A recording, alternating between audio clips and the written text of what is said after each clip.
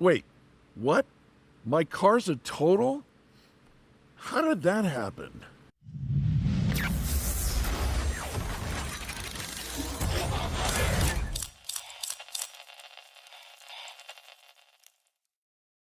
Hello, everybody, and welcome back to another episode of the Airing of Grievances. My name is Eric Raymer, and of course, you know who this guy is.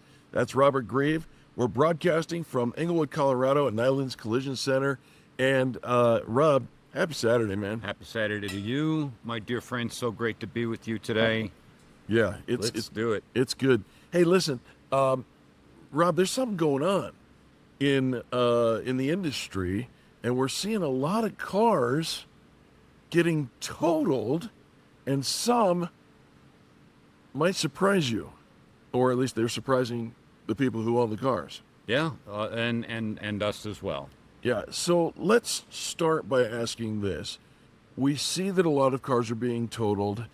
Who determines whether a car is a total loss or not? That would be 100% the insurance company. Okay, it's not you saying, oh, this looks bad? No. And sometimes it doesn't look bad, but it still turns out to be a total. All right, so you say it's the insurer. Yep. Why? What goes on behind the scenes for an insurer to decide this one is to this one is repairable? Okay, so there's a couple of things in play here. Yeah. How bad is it? How much money is it going to take to fix it? What is the vehicle worth? That has been generally the method used. Okay. However, it's changing a little bit, and we can just go, generally speaking, it used to be percentages. Percentages of? So if the vehicle repair, what it's going to cost to repair the vehicle is right around that 80% of the value of the vehicle, then they would go ahead and total the vehicle. Okay. Used to be. Used to be. And sometimes still is. It's just the cheese keeps getting moved. You took the phrase right out of my mouth. It keeps getting moved. It can be, I've seen them totaled at 50-60%. Wow. And a lot is, it used to be, how much is it going to cost to fix it? What's the value of the car? What percentage is this? Yeah. Then decisions would be made. But now it could be, how desirable is your vehicle going to be at the auction that it's going to go to? And if they're going to get a lot of money for it, then maybe we won't repair it at all. We're just going to total it. Okay, I'm gonna interrupt here for a minute because we're using some pronouns and I want to make sure that we get. And by the way, our pronouns are fix it and correctly. Yeah. You said it kind of comes down to how much money they might get for it at the auction. The insurer. That is correct. Right? Yeah. So what happens in a total is if the insurer, the only one who can, totals a vehicle, they pay the owner of the vehicle for what they believe is the actual cash value. We're going to come back to that. And then they get the title. The insurer gets the title. Mm-hmm. And then they can trot that car down to the auction. Yes. Where they will hope to get and recover a significant portion of their money back. Yes. By the resale of this. Through the auction, yes. And then it goes into, and we've done a video, many videos back, years back, on what happens when somebody buys that car and re-repairs it. Yes. Right? Plenty of those. But let's stay on track here. The insurer is weighing those options based upon how desirable your vehicle might be in the aftermarket. Yes. Okay. Man, there's a lot going on. I said we were going to come back to that actual cash value. I want to just circle back for just a second on that. Okay. Does it ever happen? Could it ever be possible that the insurer knows more about actual cash value than they sometimes let on? And could they be undervaluing the actual cash value for their own purposes? Hypothetical. Let's put it this way, that the insurer is always going to do what's best for them. If it makes more sense to total the car and send it to auction and get money rather than repair it, even though it is not in that 75 to 80% range, that's what they're going to do, whatever is best for them. And your policy has language in it that says what they can do after a loss. Mm-hmm. They can repair your vehicle or replace it. Yeah. And depending on the value of the loss, meaning the damage, How much it's going to cost to repair. it, and what the vehicle's worth, now add into it possibly how desirable that vehicle is. Because if the vehicle isn't going to bring a lot of money at the auction, maybe it makes better sense for them to go to maybe 85 or 90% and fix the car. So all these calculations, I believe, are getting done in milliseconds in computers. It's not necessarily people thinking about all these things. I believe computers are spitting out, this is the best route for the insurance company. Look, if your social media has an algorithm, you better by God believe that your insurer does as well. Yeah. Why is this happening so much more these days? Okay, that's a great question. Severity is way up, meaning the damage to the vehicles is far more severe than what it has been in the past. People are driving faster. There's distracted driving. There's all sorts of, there's demons out on the road when I'm driving that are just weaving in and out and going up the shoulder. I thought you were talking about the deer and the elk, because where we live, those are the demons that are running out. Yeah, on our they're streets. out there too. Yeah. But you know, the size of the repair, the complexity of the repair, the cost of the parts, everything is more expensive, and that's making the cost to repair higher. Okay. All right, so there's that. But there's also people paying a lot more money for the salvage than used to be. And some of these people paying for the salvage, you got to figure it's going to go one of three places. It's going to go to a junkyard to be parted out. Yep. Very rarely today. Used to be the thing. Used to be, that's what's going to happen. Yeah. And they'll take off what's good about the vehicle and sell those parts. Right. And be left with the carcass and be done with it. Then there is companies that buy these total loss vehicles and put a little lipstick on them, enough to get them into a saleable condition. Yep. Which we've got plenty of videos on what we've seen on that realm. They're not even fixing the frame rails. It is just horrific what they're doing. Nope. They're not giving you that big a discount, and you're buying a car with a salvage title. People call me all the time. Do you do used car inspections? This one had a salvage title and was rebuilt, and they send me some pictures, and I'm like, please don't buy that car. Run away. Please don't buy that car. Lipstick on a pig. And it doesn't even make sense to bring it down for me to look at it. I'm not going to say it's a good car to buy. Yeah. All right. And then there's the third. The third is there are overseas people, influences, that are buying these cars. They're getting put on a boat. Some boats, I've heard, have body shops on them. And these cars are getting fixed while they're going over to other countries. And those other countries may not have the standards of repair that we have, and they don't care if the safety systems are operating as designed and all the rest of that stuff, but they're gold to other countries. Yeah, I'm wondering if even they have the knowledge to ask those questions in some cases. Yeah. And they're not going to be as particular as somebody here picking up a car that they're going to have their kids in, and it needs to be safe and all the rest of that stuff. So that is driving the auction prices up. Yep. Because the salvage yards, the junkyards, weren't paying that much money for the cars compared to the other two. And the exporting of these cars, there is a lot of money in that, from what I understand. And again, this is stuff we don't normally think about because nobody wants to think in advance about your vehicle being totaled, and yet a simple collision, and I say simple in air quotes because I don't mean it as in doesn't matter. Yeah, insignificant. But not a complex repair could end up having somebody take your vehicle from you because it's more valuable to them than it is to you. And according to them. According to them. According to them. Yeah. You don't factor into any of these decisions all that much. Right. And also your emotions only really count to you.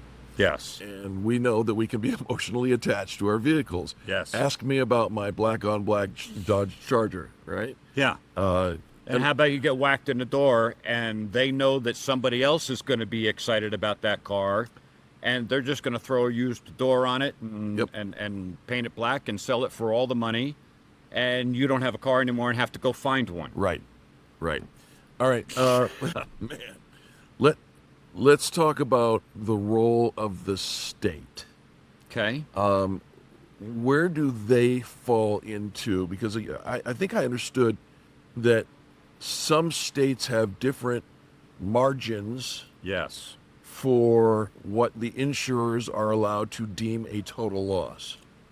There's a lot of activity in making some of these laws. Some have been passed recently in certain states.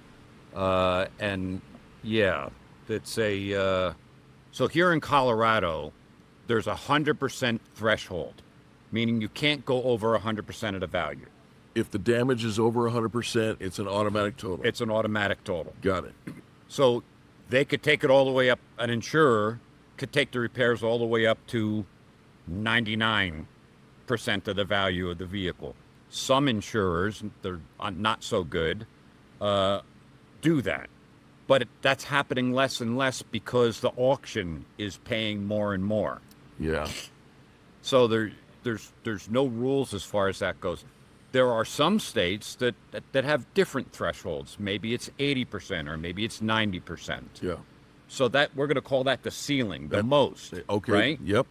Now what we're seeing is because insurers are sometimes totaling them at 50, 60%, if they're a desirable vehicle, that's the guest doesn't want that. The owner of the vehicle doesn't want that. They want their car repaired. Right. So some states are putting in a low water mark that says if the repairs are less than, call it 75%, you can't total the vehicle. It needs to be repaired. Check your local state legislation. And you said something earlier to me that kind of raised an eyebrow. You said, don't necessarily check the insurance law. Check. Sometimes it's in the motor vehicle law that determines at what level it can be considered a total loss. But keep in mind, this all comes back to what is going to be best for the insurer. They are going to they know all these laws. The laws are in that algorithm also. Yeah. And they're going to know what is going to work out best for them. Yeah. Yeah. Not necessarily you. Doesn't mean that you can't force your hand in some cases. And it also, keep in mind, that there's different reasons why something might be totaled. Could be hail damage that maybe didn't affect safety systems or whatever, probably not. But those are handled differently in Colorado than a collision. Yes. That totals a vehicle. Okay. So circling back to, again, that actual cash value thing. Mm-hmm. How can I be sure that the assessment that the insurer is hypothesizing for my vehicle is accurate? Most times, they're going to send you a very fancy report that's very, very thorough and compares your car with 2, 3, 4, 5, 6, depending on how many cars are like that on the road? Right. It's comps. Yeah. So, I mean, if it's a specialty car, there's not going to be that many comps. They'll try. But if it's, a common car, call it a Subaru Forester or something. Toyota Camry. Or Toyota Camry, there's going to be several. There's lots of them on the road. Right. So be leery. Be leery of these reports. They're incredibly fancy and look very scientific. And I wouldn't trust them as far as I can throw them. As a matter of fact, as soon as you hear that somebody's thinking about deeming your vehicle a total loss, should be going to NADA.com, Kelley Blue Book. It's KBB.org. And we're looking for retail values of the vehicles, not wholesale or trade-in or anything like that. Right. We want the retail sale of a vehicle. That's what the value is. And make sure that you keep in all the extras that your vehicle may have. And the mileage. The mileage. Yep. The mileage is a big one, right? The mileage, if there's different engines available. I mean, all these things are going to be important. So you get a sense of what it is. And if their report comes in and it's below that, you can try and fight it on your own. I've not seen a lot of success for consumers doing it that way. They have every reason in the book to discount and and if they rerun the report, sometimes it gets worse. Yeah. And your tire tread comes into into play. And keep in mind that you're owed the value of the vehicle that was on the date of loss. Yes. Not a month or so later, when everything is decided and so on and so forth. And the value's been degraded by that month. It right? could have been. Yeah. It could have, but it also could have appreciated. So you said you might not always do so well on your own. What are the options? We have plenty of professionals, and I highly recommend having a professional. They're very reasonable, and the people that we know that would be involved in this will help you through the thing. They'll talk to you. They're not going to charge you to talk to you to get a sense of if it's worth going down the road. And if they don't feel like you're going to, because you're going to have to pay them, and if it's not going to leave enough after, then they're going to tell you. Yeah. Don't do it this way. It's close enough. Yeah, they're the good guys wearing the white hats, if you will, in the idea that they're there to help you recover more of your vehicle's actual value than your insurer is perhaps offering. Yes. And we've had situations. You mentioned do your due diligence, check those comps. We've had situations where people call up on the comps in the report, saying, "Hey, insurer XYZ said that this car's on the lot. Can you give me a valid value for it?" And the dealership goes, "We haven't had that car on the lot for 3 years, or we never had it on the lot, or it never existed." If you could tag our video that goes deep into those reports so that you can understand a little bit better. They look amazing. They look very scientific. There's a lot of levers that can be pulled in the background. Advocate for yourself. Yeah. And sometimes that requires hiring a professional. We're happy to get you in the right direction, no matter where you are in the country. We've got folks that can help you out and that are honest and trustworthy. And I've been talking to lots of people in that part of the industry that are saying their average is $4,000 off. The estimate of the cash value is $4,000 lower than it should be. That's the average. So that means some are higher, right, and some are lower, but they're seeing that $4,000 number keep appearing. Whether that's going to be the case for you or not, there's no way to know. Sure. But that's why we have professionals to handle just those types of things. It's very specific.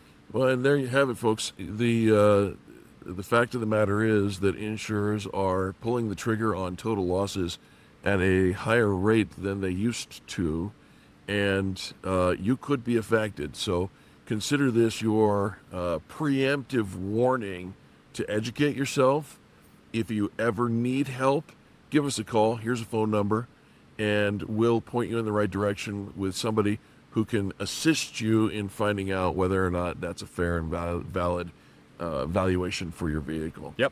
Rob, thank you so much. I appreciate it. Happy Saturday to you. Happy Saturday to you. Hope you found this valuable. And if you have more questions, don't hesitate to give me a call. Have an amazing week, and I hope to see you next Saturday.